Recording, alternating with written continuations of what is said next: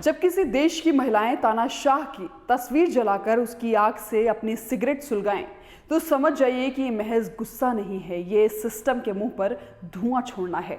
Iran में यही हो रहा है। औरतें सड़कों पर हैं और हिजाब जला रही हैं और सीधे ईरान के supreme leader Ayatollah Ali Khamenei को चुनौती दे रही हैं। पर सवाल ये कि ईरान की महिलाएं खामनेई से इतना नफरत क्यों करती हैं? क्या ये पश्चिमी प्रोपेगेंडा है या फिर सदियों पुराना खामनेई का पिंजरा जो टूट जाने को तैयार है? ईरान में औरतों के कपड़े, बाल, आवाज, यहां तक कि उनकी हंसी पर भी खामनेई की निगरानी में है।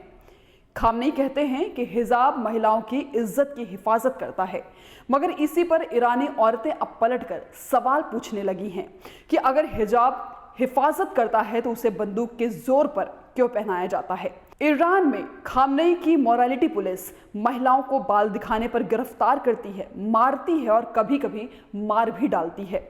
दरअसल ये विरोध की चिंगारी उठी थी साल 2022 में, जब 22 साल की महसा अमीनी, जिसे सिर्फ गलत हिजाब के आरोप में पकड़ा गया और हिरासत में मार दिया गया। इस वाकये के बाद ईरान की औरतों ने कहा कि अब बस, जिसके बाद राष्ट्र समेत विश्वव्यापी प्रदर्शन हुआ, जिसमें औरतों के बाल काटे गए, हिजाब जलाए गए। और ये आंदोलन फैशन के खिलाफ नहीं था, ये जबरन धार्मिक कंट्रोल के खिलाफ था। फेमिनिज्म कहता है माई बॉडी माई चॉइस, मगर खामनेई का सिस्टम कहता है शरीर तुम्हारा और कानून हमारा। बस टकराव यही है। जिस देश में मर्द दाढ़ी को लेकर आजाद हैं, वहीं औरतों के बाल खामनेई की संपत्ति बना दिए गए हैं।